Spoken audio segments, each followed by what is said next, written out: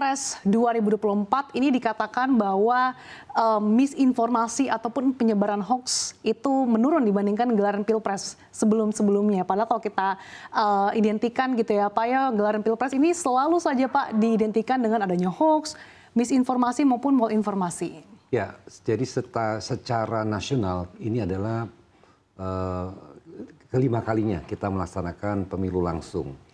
Nah, mulai ada ramenya di dunia digital itu adalah pemilu 2014.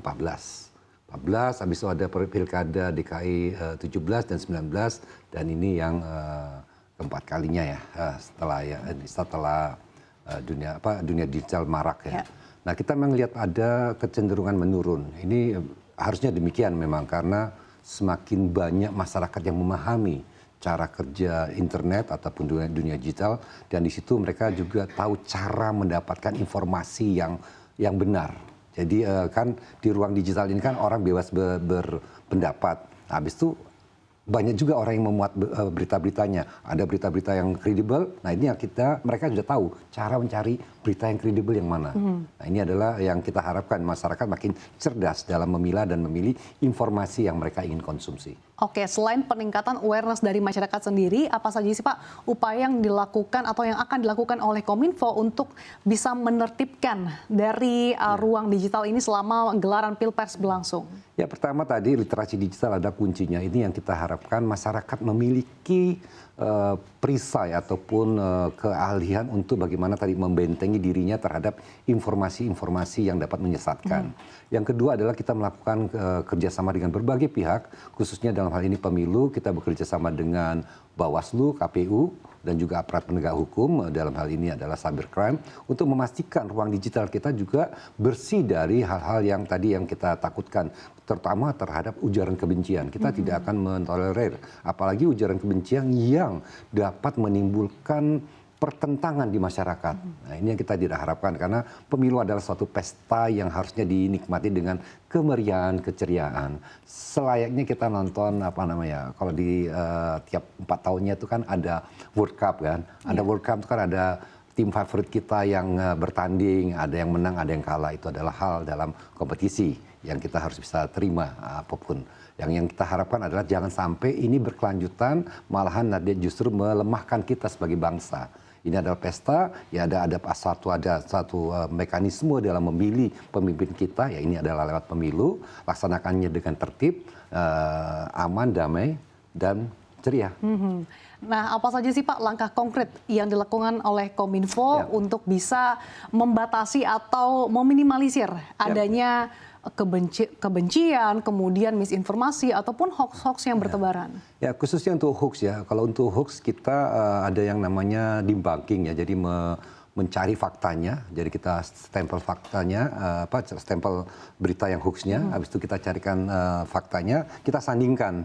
Ini adalah dalam upaya masyarakat juga untuk mempelajari. Oh ini loh. Oh ini kita kalau yang kayak gini.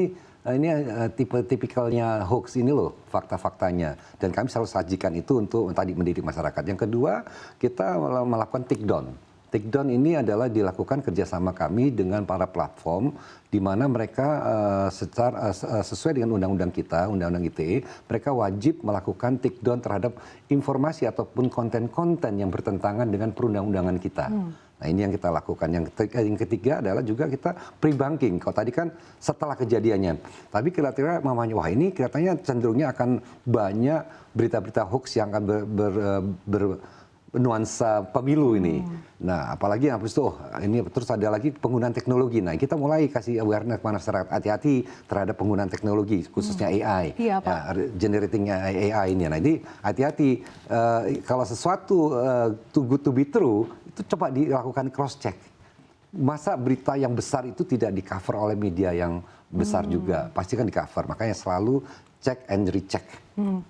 Cukup menarik ya Pak, ada penggunaan teknologi AI sehingga mungkin menimbulkan kebingungan pada masyarakat yang tidak memahami sebetulnya penggunaan AI seperti apa yang tersebar di internet, sehingga mungkin termakan hoax gitu Pak. Ya, sebenarnya sih kan kalau kami memang belum ada aturan secara spesifik mengatur AI, tapi penggunaan AI itu sendiri sudah diatur di berbagai regulasi yang ada. Umpamanya perbankan ada, umpamanya untuk apa namanya marketplace juga ada dan lain sebagainya. Nah, dan kami juga barusan mengeluarkan surat edaran menteri untuk panduan terkait etika menggunakan AI. Oke. Jadi kalau itu memang generative AI ya, saya katakan ini generative AI ya. Ini adalah simulasi ya. Ini adalah menggambarkan sebenarnya tapi bukan. Ada sosialisasi gitu ya, Pak jadi ya? dia harus mendeklar. Jadi makanya kita lihat, nah tujuannya dia apa membuat konten ini? Untuk hiburan kah? Untuk sosialisasi kah? Untuk melakukan apa namanya simulasi? Atau emang ini adalah niat-niat ingin mengacaukan? Nah itu yang kita selalu pantau dan apabila ada keinginan jahat dari masyarakat atau ada sekelompok orang yang ingin mengacaukan dan membuat konten-konten yang generatif tadi ya dan bisa mengacaukan, kita tindak tegas. Oke, Pak Semi, untuk mengawal pemilu yang damai, ceria, dan juga tentunya tadi berjalan dengan kondusif gitu ya, apakah ada tim Satgas, Pak, yang akan diterjunkan gitu untuk tanggal 14 Februari? Ya sebenarnya timnya tim itu saja, cuma memang kita lebih intens bekerja sama dengan Bawaslu, mamanya dengan Bawaslu ya, dan kami melakukan banyak pelatihan kepada para Bawaslu untuk bagaimana sih melaporkan yang cepat supaya kita bisa tindakan cepat, dan kami juga menerbitkan buku saku bagi apa namanya anggota Bawaslu dimanapun di Indonesia ini, bagaimana kalau dia menemukan atau mereka menemukan suatu konten yang bertentangan dengan undang-undang kepemiluan, nah itu bisa melaporkan dan tapi mekanisme pelaporannya biar cepat kan kalau kita bicara digital kan sudah bicaranya menit ini, jangan sampai Itu lebih. artinya ada nomor khusus? Ada nomor khusus, ada mekanisme khusus, mereka bisa langsung mengakses ke sistem kami secara khusus. Dan itu bisa diakses secara efektif dan real time ya, Pak? Real time, jadi mereka biar cepat karena tadi kerja. Dan juga kami waktu melakukan debunking, mamanya mencari fakta, kami juga bekerja sama dengan mereka juga. Ini ada berita di sini, bisa nggak cek di lapangannya, ada nggak kejadiannya? Nah ini sangat cepat dan karena tadi kita sudah membuat suatu mekanisme di mana pelaporan itu lebih mudah dan lebih cepat dan kita bisa dapatkan jawaban yang juga cepat. Tapi ada juga nggak sih Pak mekanisme bagi masyarakat mungkin untuk melaporkan kepada pemerintah? Karena sebenarnya tidak hanya media sosial yang umum dilakukan, tapi juga pesan singkat ini kan juga agak sulit terdeteksi gitu ya Pak dengan penyebaran atau broadcast yang belum tentu kebenarannya. Bagaimana masyarakat ini bisa mengetahui keakuratan berita tersebut? Ya biasanya kalau broadcast itu sesuai dengan aturannya itu harus ada pengirimnya. Pengirimnya memang ada beberapa yang mau menggunakan nomor biasa yang dia broadcast, nah itu illegal. Nah masyarakat lihat aja biasanya kalau dari pemerintah khususnya Kominfo atau mamanya sekarang kali lagi dari KPU atau Bawaslu atau ada ini pengirimnya, pengirimnya jelas. Official atau resmi gitu ya, Pak? Jadi itu dari yang dilihat yang official. Kalau yang itu apa kemungkinan besar adalah hoax. Jadi hati-hati. Apalagi kalau ada mengirimkan suatu broadcast dan ada linknya. Hati-hati linknya dibaca benar-benar. Jangan linknya justru adalah malware yang bisa merugikan kita. Nah ini yang jadi harapannya. Jadi itu yang kita lakukan. Jadi ada broadcast juga mengingatkan masyarakat bagaimana menggunakan hak pilihnya, bagaimana apabila terjadi menemukan informasi harus melaporkan. Bisa melaporkan dua hal, melaporkan kontennya maupun pengirimnya. Jadi nomornya itu pun kalau dikirimnya tidak resmi, pasti kan ada nomornya. Nah itu kita juga melakukan pemblokiran. Bisa di-report juga ya Pak ya? Report nomornya ya. Jadi di aduankonten.id.